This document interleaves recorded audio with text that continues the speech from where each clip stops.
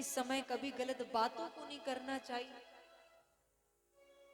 बोले स्वामी मैं कुछ नहीं जानती, मुझे तो संतान प्राप्ति का वरदान चाहिए। बोले जाओ, तुम्हारे यहाँ पर 2 संतानें हो और दोनों ही संतानें राक्षस प्रवृत्ति की हो। स्वामी आप ये क्या कहते हैं, आपने कैसा वरदान दिया? बोले देवी जो वचन एक बार मुख से निकल गया वो वापस तो लौट नहीं सकता। 2 संतानें होंगी, दोनों ही संतानें राक्षस प्रवृत्ति की हो, पर तुम्हारे पुत्रों का संहार करने के लिए साक्षात नारायण आएंगे और तुम्हारा जो पौत्र होगा प्रहलाद वो भगवान का परम लाडला हो। स्वामी मेरे पुत्रों का संहार करने के लिए साक्षात नारायण आएंगे, तो ऐसे मैं 100 पुत्रों को जन्म देने के लिए तैयार हूं। जिन पुत्रों का संहार करने के लिए साक्षात नारायण आए। 100 वर्षों तक माता दिति ने गर्भ धारण की और 100 वर्षों बाद माता दिति की यहाँ पर 2 संतानें हुई, हिरण्याक्ष और हिरण्यकश्यप। जन्म लेते ही हिरण्याक्ष सीधा समुद्र को युद्ध के लिए ललकारते हैं कि आपको मेरे साथ युद्ध करना हो। समुद्र बोले देखो मैं तुम्हारे जैसा बलशाली तो नहीं हूं, पर कुछ समय बाद जब पृथ्वी रसातल में डूब जाएगी तो कोई तुम्हारे जैसा बलशाली आएगा जो तुमसे युद्ध करे। क्योंकि समुद्र जानते थे कि जब मैं पृथ्वी रसातल में डूब जाएगी तो पृथ्वी को बाहर निकालने के लिए भी साक्षात नारायण आए। रसातल में डूब गई। भगवान जब कछुए का अवतार लेकर के बाहर लेकर आ रहे थे तो हिरण्याक्ष बोला पृथ्वी को तो तभी बाहर लेकर जा पाओगे जब मेरे साथ युद्ध करो। तो भगवान ने वरा अवतार और वरा अवतार लेकर के भगवान हिरण्याक्ष के साथ में वध कर रहे हैं और युद्ध करते करते भगवान ने हिरण्याक्ष का वध कर दी। बोलो वरा भगवान की। वरा अवतार लेकर के हिरण्याक्ष का वध की। अब पृथ्वी को बाहर लेकर आए और जब पृथ्वी को बाहर लेकर आए तो पृथ्वी के मन में अहंकार आ गया कि मेरे बिना तो भगवान का भी कुछ कार्य नहीं चला। जो मुझे बाहर निकालने के लिए, मुझे प्रसन्न करने के लिए भगवान को एक राक्षस के साथ में युद्ध करना पड़ा। पर कहते हैं ना कि जहां पर अभिमान आ जाए, जहां पर अहंकार आ जाए, वहां पर स्वयं भगवान को आने में संकोच लगता है। अब पृथ्वी के मन में बड़ा अहंकार कि मेरे बिना तो भगवान का भी काम नहीं चल। तो पृथ्वी को भगवान वृंदावन धाम लेकर पहुंचे और जैसे वृंदावन लेकर पहुंचे कि पृथ्वी के मन का अहंकार तुरंत दूर हो गए। बोली प्रभु मैं तो रसातल में डूब गई थी, पर इतना सुंदर वन कहां से आए? भगवान बोले पृथ्वी शायद तुम भूल रही हो कि वृंदावन में मैं स्वयं निवास करता हूं। तो इसलिए कहते हैं कि अभिमान कभी भी किसी बात का नहीं करना चाहिए, और अभिमान करोगे भी तो किस बात का? जो कुछ भी हमें मिला वो भगवान की कृपा से ही प्राप्त हो। अब यहाँ पर कहते हैं कि जो यहाँ पर बैठ कर हम कथा को सुन रहे हैं, श्रवण कर रहे हैं, यही कथा त्रेता युग में जब राम जी ने अवतार लिया, और जब राम जी ने अवतार लिया तो भोले बाबा का मन हुआ अचानक से राम कथा सुनने का। मन में भाव आया कि मैं जाकर के राम कथा सुन। राम जी ने अवतार लिया, अपनी लीलाओं को कर रहे हैं। तब भोले बाबा माता सती को अपने साथ अगस्त ऋषि के आश्रम पर लेकर गए। एक बार त्रेता युग माही शंभु गए कुंभज ऋषि पाही। एक बार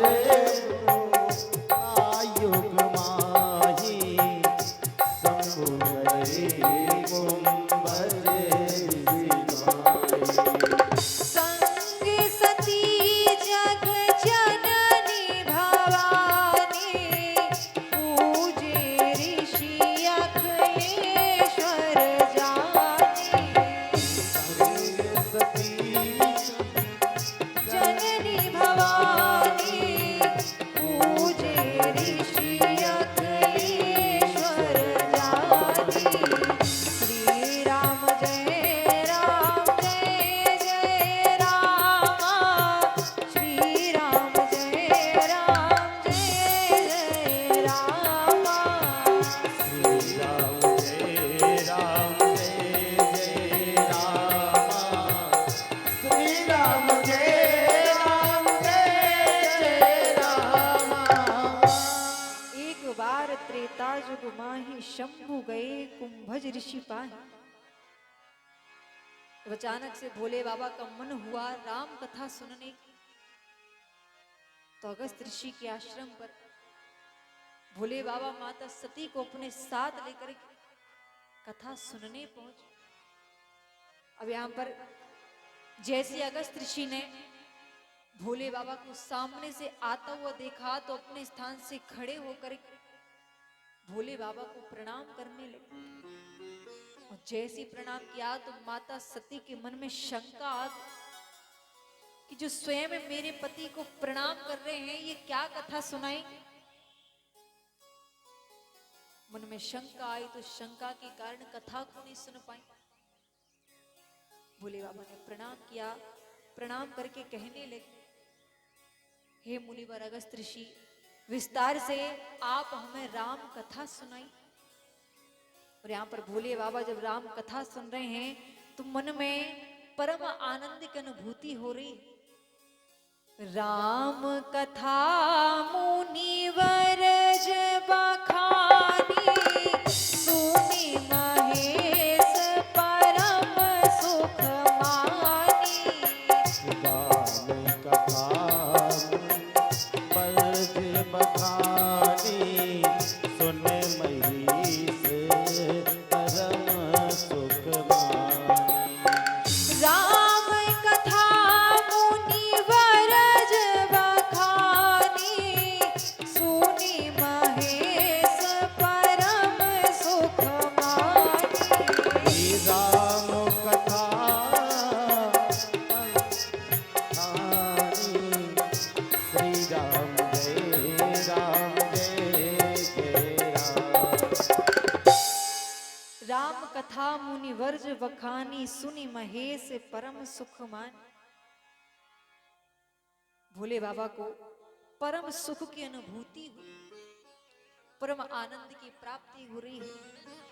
और जब पूर्ण रूप से कथा को सुन लिया, सुनकर के हृदय में विराजमान कर लिया,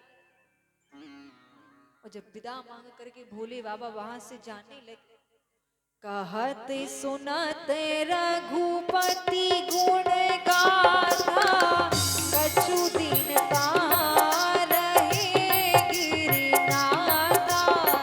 कहत सुनत रघुपति गुण गाथा, कछु दिन रहे गिरिनाथा। श्री राम जय राम जय जय राम। श्री राम जय राम जय जय राम। मुनि संग विदा मांगी त्रिपुरारी, चले भवन संग दक्ष कुमारी। श्री राम जय राम जय जय राम। श्री राम जय राम जय जय राम। मुनि संग विदा मांगी त्रिपुरारी, चले भवन संग दक्ष कुमारी।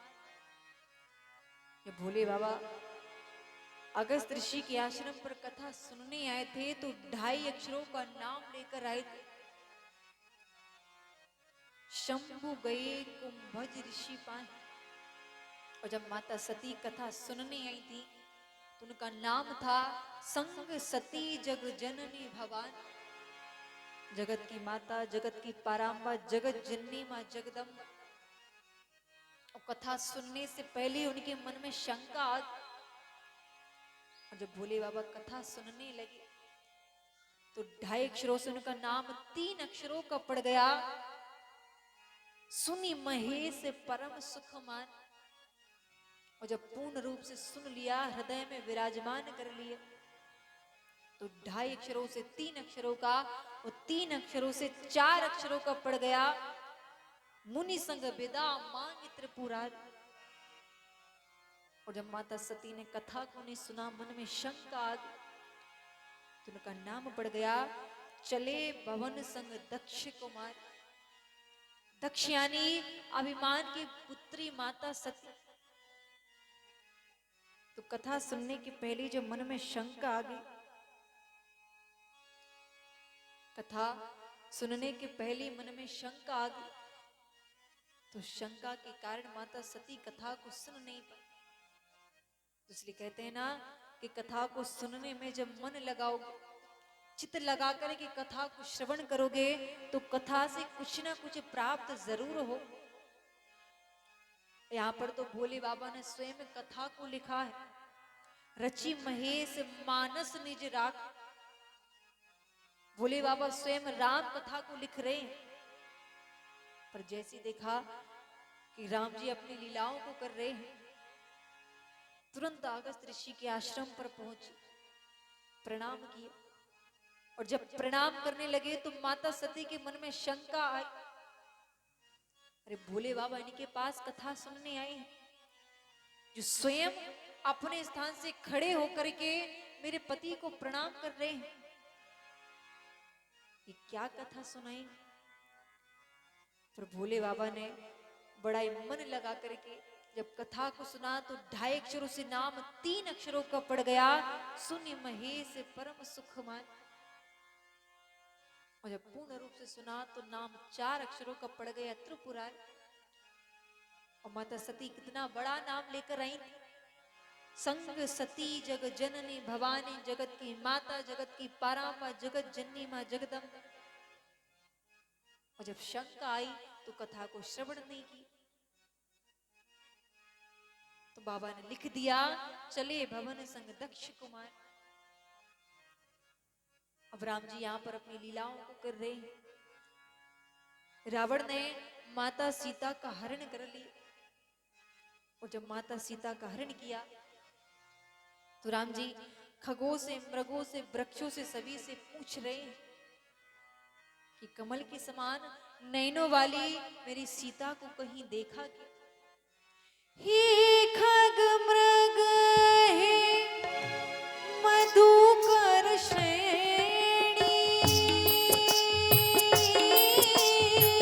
तुम देखी सीता मृग नयनी। राम सिया राम जय जय राम। राम सिया राम जय जय राम। हे खग मृग हे मधुकर श्रेणी, तुम देखी सीता मृग नयनी। राम सिया राम जय जय राम। राम सिया राम जय जय राम। हे खग मृग हे मधुकर श्रेणी, तुम देखी सीता मृग ने, कि कमल की समान नैनों वाली मेरी सीता को कहीं देखा? अपनी लीला कर रहे हैं, वन में भटक रहे हैं, पूछ रहे हैं, खगों से, मृगों से, वृक्षों से, पत्तों से, सभी से पूछ रहे हैं। और जब किसी ने जवाब नहीं दिया, और ये सारा दृश्य भोले बाबा एक वृक्ष के पीछे छिप करके देख रहे हैं, और मनी मन प्रणाम कर रहे हैं, जय सच्चिदानंद जग पावना। मनी मन सच्चिदानंद सच्चिदानंद कहकर के प्रणाम कर रहे हैं। अब माता सती विचार कर रही है कि वनवासी के लिए सच्चिदानंद कहकर के प्रणाम क्यों कर रहे हैं? ये मेरे स्वामी इन वनवासी के लिए सच्चिदानंद कहकर के प्रणाम क्यों कर रहे हैं? जब भोले बाबा वापस लौटे तो माता सती पूछने लगी, स्वामी आप उन वनवासी के लिए सच्चिदानंद कहकर के प्रणाम क्यों कर रहे हैं? भोले बाबा की आंखों में आंसू आ गए। बोले देवी, स्वयं मम इष्ट देव रघुबीर, ये वही मेरे इष्ट हैं जिनकी तपस्या में मैं वर्षों वर्षों तक लीन रहता हूं। ये मेरे वही इष्ट हैं, ये मेरे वही रघुवीर हैं। फिर भोले बाबा बोले देवी, यदि तुम्हारे मन में इतनी शंका है तो क्यों ना आप स्वयं जाकर के परीक्षा ले लीजिए।